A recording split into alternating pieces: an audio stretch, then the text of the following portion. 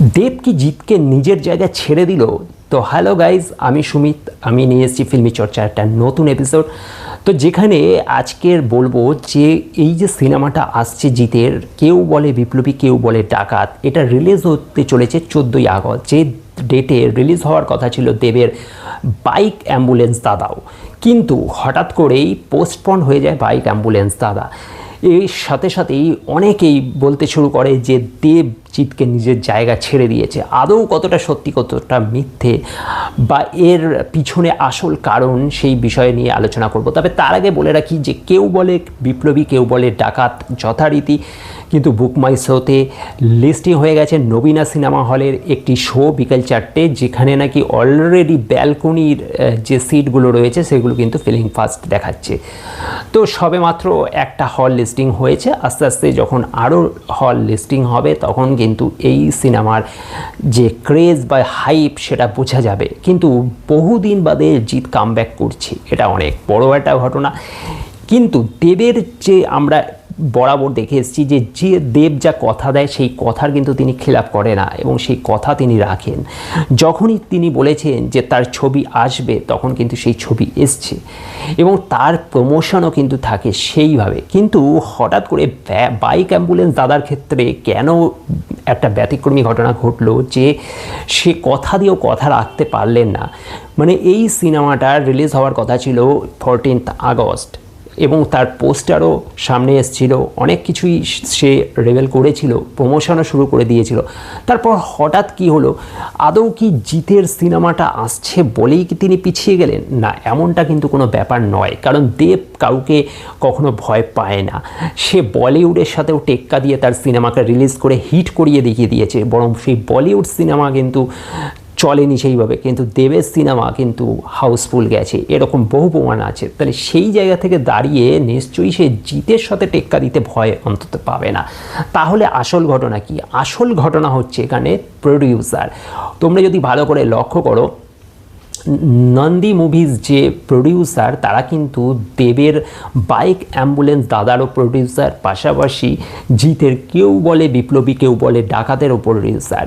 এবার বিষয় হচ্ছে একই প্রোডাকশান হাউসের অবশ্যই পাশাপাশি জিৎ বা দেব তাদের প্রোডাকশানও কিন্তু জয়েন্ট ভেঞ্চারে কাজ করছে এই মুভিগুলোতে, কিন্তু মেন প্রডিউসার নন্দী মুভিজ এবং তাদের একই ব্যানারে দুটো ছবি একই ডেটে তারা রিলিজ করতে চায় না। এটা বিজনেসের একটা ব্যাপার অবশ্যই।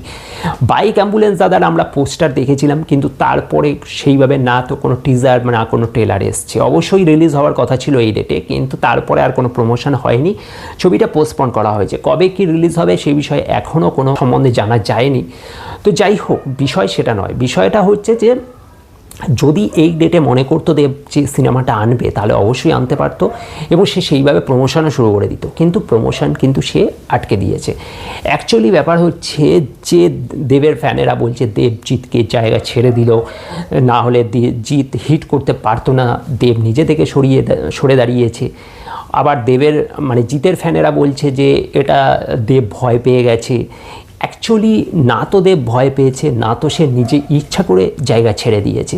কেউ কাউয়ের জায়গা ছাড়তে পারে না, জায়গা করে নিতে হয়, এটা একটা প্রবাদ বাক্য রয়েছে। তো যাই হোক, এখানে জায়গা করা বা জায়গা ছাড়ার বিষয় নয়, বিষয়টা হলো যে জিৎ একটি ইন্টারভিউতে বলেছেন যে তার কিন্তু দেবের সাথে কোনো এই বিষয়ে কথা হয়নি। কেন তার ছবিটা পোস্টপন হয়ে গেল, কেন এই ডেটে রিলিজ হলো না, এই বিষয়ে সে কিছু জানেনি। কিন্তু তার যে ছবি এই ডেটে রিলিজ হওয়ার কথা ছিল, অর্থাৎ জিতের সিনেমা, সে সেই ডেটেই রিলিজ করেছে। এবার বিষয় হচ্ছে যে নন্দী মুভিজ যে তারা এটা ডিসাইড করেছে যে 14 আগস্ট অর্থাৎ 15 আগস্টের ঠিক প্রাককালে একটা অবশ্যই বিপ্লবী ছবি বা দেশাত্মবোধক সিনেমাটাই পারফেক্ট হতে পারে এই সময় রিলিজের জন্য। সেই জায়গায় দাঁড়িয়ে কিন্তু বাইক অ্যাম্বুলেন্স দাদা সিনেমাটা তারা পরেও রিলিজ করতে পারবে, কিন্তু একই ডেটে একই সেম প্রোডাকশানের দুটো ছবি রিলিজ হয়ে দুটোর যে অর্থনৈতিক যে চাহিদাটা সেটা ভাগাভাগি হয়ে যাক, এটা হয়তো প্রডিউসার চাননি এবং যে কারণেই বাইক অ্যাম্বুলেন্স দাদাটাকে পিছিয়েছে।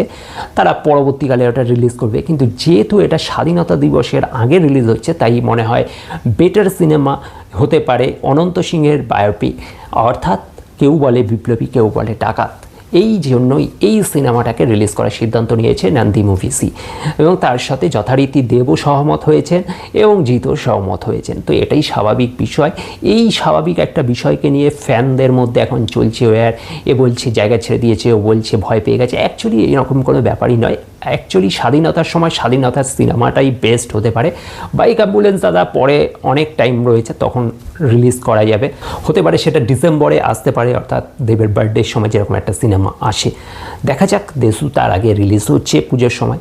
এবার কবে কি আসে বাইক অ্যাম্বুলেন্স দাদা সেটা অবশ্যই সময় বলবে। তো আপাতত যেটা রিলিজ হচ্ছে, কেউ বলে বিপ্লবী, কেউ বলে ডাকাত, সেটার জন্য তোমরা কতটা এক্সাইটেড অবশ্যই কমেন্ট করে জানাতে ভুলবে না। ভিডিওটা ভালো লাগলে লাইক শেয়ার করে দেবে, আর চ্যানেলটা সাবস্ক্রাইব করে সাথে থাকবে। Thank you.